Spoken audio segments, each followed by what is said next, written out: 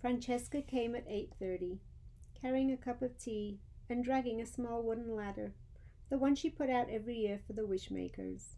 She went back home and promptly returned with Lewis and Clark on their kitty leashes. They were not cooperative, and then the wishes began. A toddler on her dad's shoulders reaching high, an old woman aided by two young girls, neighbor after neighbor, many of whom I'd seen pass by over the years. Wish after wish after wish. Some on scraps of colored fabric, many on paper, tied with a ribbon or a string, a few socks, 2 t-shirts, and 1 pair of underwear. At first, people came in small groups, all one by one, but then something changed. The trickle of people became a deluge. Many of them were kids from the elementary school, but there were parents and teachers too. 12 kids, 50, 100, and more. Every person seemed to be carrying an index card. Each card had a hole punched in it with a piece of string looped through the hole. Stephen high-fived many of them, hugged his principal, waved to his teacher. Samar just sat on the steps with her parents, a quizzical expression on her face. One by one, the children tied their wishes to me. The principal and assistant principal and janitor and teachers all helped. My bows had never been more laden.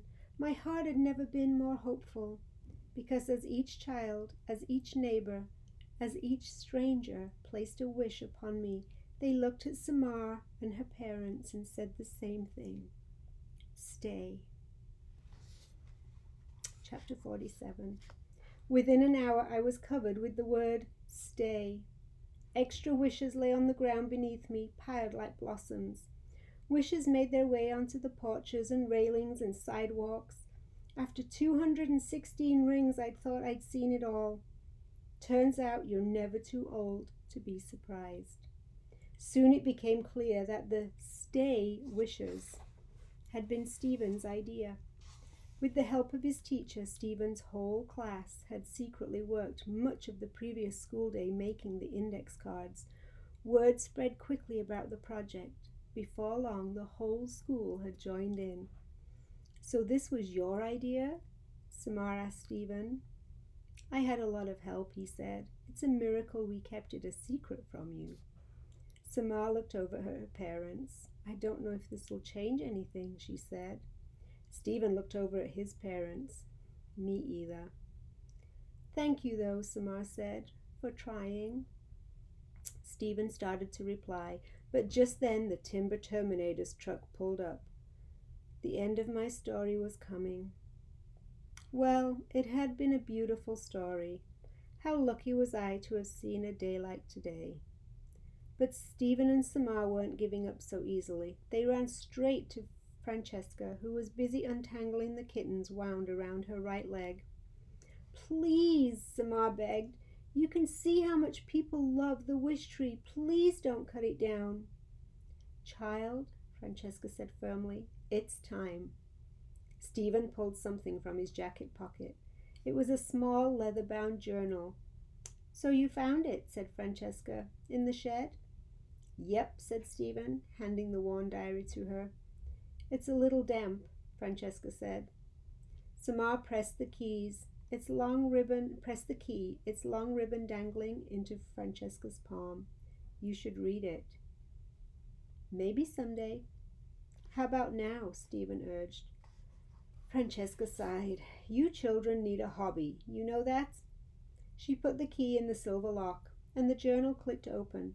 The pages were yellow, and the ink faded. Let me guess. It's about a tree that can talk. Actually, it's about a neighborhood, Stephen said. It's about us. Please, Samar said. Dear, it won't change anything, Francesca said. Please, Stephen said. Oh, fine. Francesca rolled her eyes.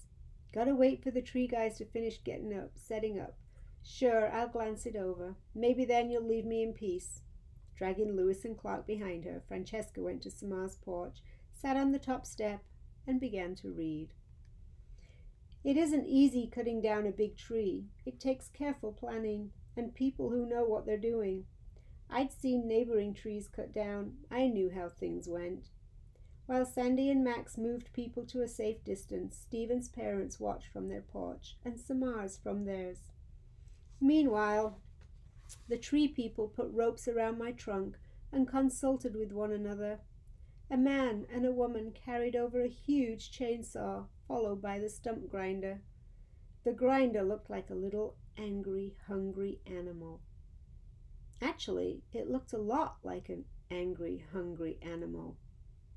"All those critters gone?" Dave called to Francesca.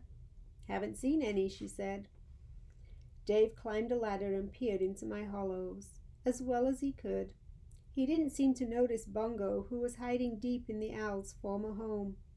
I sat patiently awaiting my fate, while around me the world buzzed.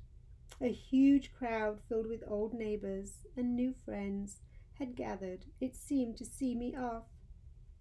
Near the curb, some kids were making music. I don't know if it was good music, but it was most definitely loud music. I realized it was the garage band Bongo liked. The whole thing was almost like a party, a going-away party. There was surrounding me my wild and tangled and colorful garden. It wasn't such a bad way to leave the world, I decided. Not bad at all.